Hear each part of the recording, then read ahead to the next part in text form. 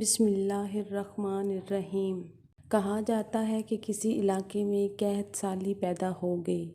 اس قحط سالی کی لپیٹ میں نہ صرف انسان بلکہ چرند و پرند سب اس کا شکار ہو گئے۔ مویشی مالکان بے حد پریشان تھے۔ اس دوران ایک مسجد کے مولوی نے جمعہ کے خطبے میں نہایت یقین کے ساتھ یہ بات بتائی کہ اللہ کا نام لے کر یعنی بسم اللہ پڑھ کر دریا کو حکم دیا جائے تو وہ بھی نافرمانی نہیں کرتا۔ سننے والوں میں ایک چرواہا بھی موجود تھا۔ مولوی کی یہ بات اس کے دل میں اتر گئی اور اس بات پر اس کا یقین اپنی بکریاں کھولیں اور سیدھا دریا پر چلا گیا۔ اونچی آواز سے بسم اللہ الرحمن الرحیم پڑھا اور دریا کو کہا وہ اپنی بکریاں چروانے کے لیے دوسرے پار جانا چاہتا ہے اور اسے کہا کہ مجھے اپنے اوپر سے گزرنے دے۔ یہ کہہ کر اس نے اپنی بکریوں کو لیا اور دریا پر چلتا ہوا دریا پار کر گیا۔ دریا سے بھرا پڑا تھا۔ درختوں کے پتے بھی سلامت تھے کیونکہ کسی کو یہاں تک آنے کی رسائی نہیں تھی۔ اس نے خوب اچھی طرح اپنی بکریوں کو سیر کروایا اور واپس لوٹ آیا۔ پھر یہ اس کا معمول بن گیا کہ وہ بکریاں پار چھوڑ کر واپس آ جاتا اور شام کو جا کر بکریاں واپس لے آتا۔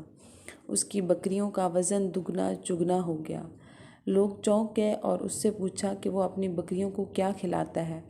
وہ سیدھا سادہ اور صاف دل نوجوان تھا۔ الرحمن الرحیم پڑھ کر دریا پر چل کر اپنی بکریاں دوسری طرف چروانے لے جاتا ہوں۔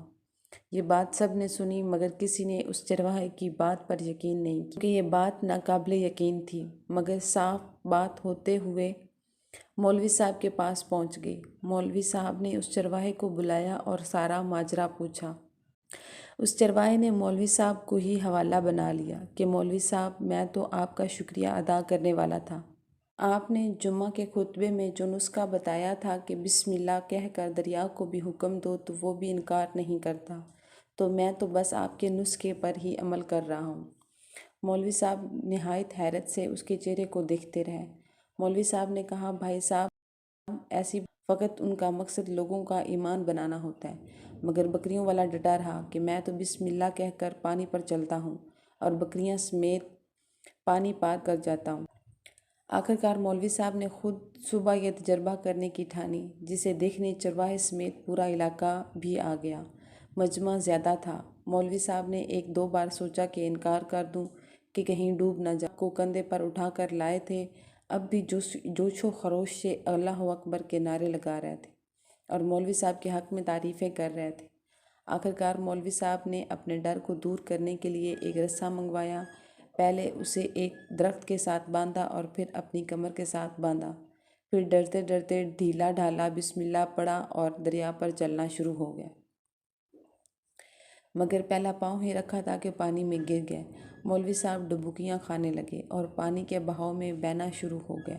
لوگوں نے کھینچ کھینچ کر باہر نکالا۔ مولوی صاحب کی اس حرکت نے چرواہے کو پریشان کر دیا کہ مولوی صاحب کی بسم اللہ کو یہ کیا ہو گیا ہے، کیونکہ اس کا روز کا معمول تھا۔ اس نے اپنے یقین میں کوئی فرق نہ آیا۔